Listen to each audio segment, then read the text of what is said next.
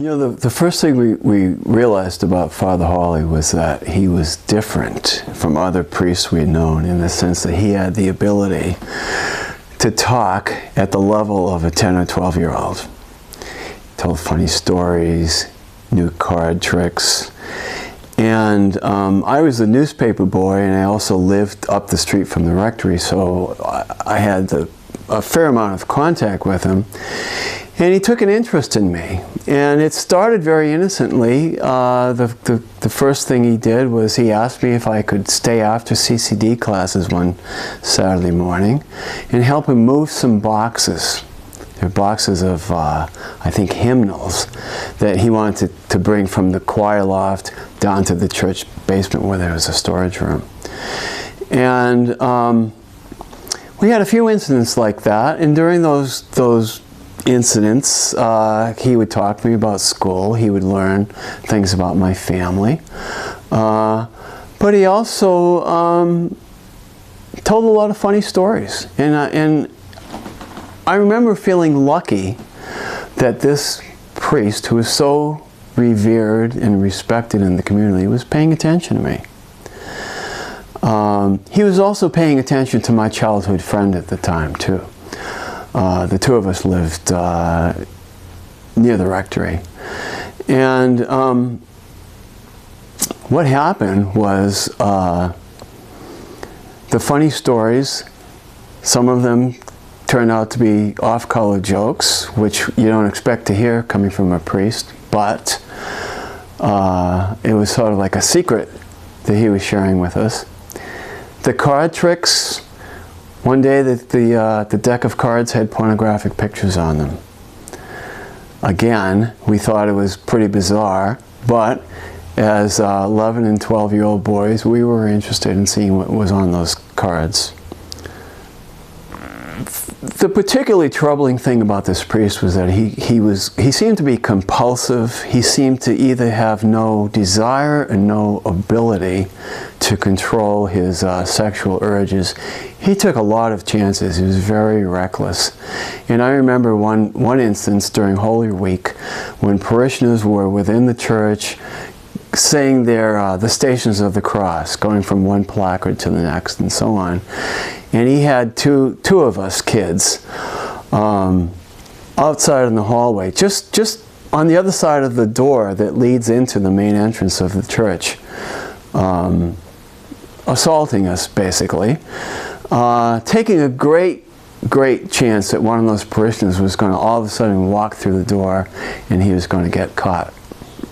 I went through the legal process of filing a civil suit, and I got access to the documents in Father Holley's record and learned that there were 7 priests in 4 states that knew he was a child molester.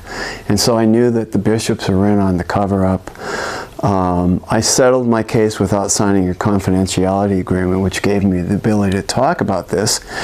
And I thought it was a really important story, and I went to the Globe with the documents, sent them a 4-page letter, gave them a lot of information, explained how the church-run treatment centers operate and so on. And much to my not only surprise but also dismay, they came back with a response that, well, this is old news, we're not really interested in following up on this. Several years later, there's a new editor that comes to town who has a different approach to this issue, and he actually wants to dig into it.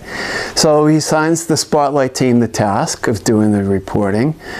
They call me in and they ask me about these things, and I'm sitting there in the meeting, and finally I said, "Are you sure that you want to know about this stuff? Because I gave most of the same information to the Globe several years ago." And they said, "We're not interested."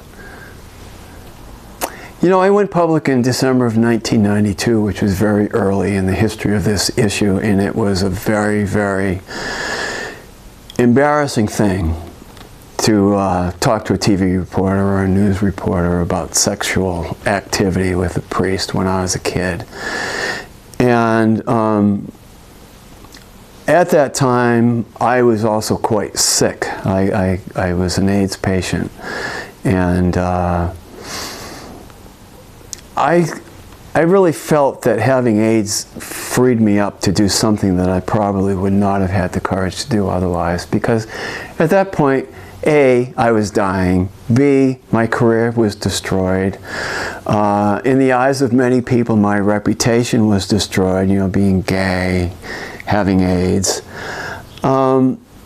Essentially, I didn't have anything left to lose, and I think that had I not been sick, I would have been deeply immersed in my career.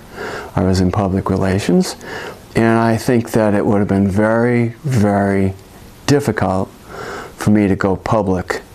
I would have thought that I was putting my career in jeopardy, and I'm not sure that I would have had the courage to do so. I'm so happy that of all the actors in the United States, they chose Neil to play me, because A, first of all, he does a fabulous job. He hits the range of emotions that I was feeling. The big scene is when I go in and I meet with the Spotlight team, and my basic job was to go in there and educate them, and also deliver the list of 13 priests that I knew at that time were child molesters in Boston. He does a really good job. But the other reason I'm so happy that he's playing me is that Neil Huff is an actor with a heart. He cares about this issue. I think he gets it. And I think he realizes how important it is. And I think that he personally is very, very excited to be part of this movie.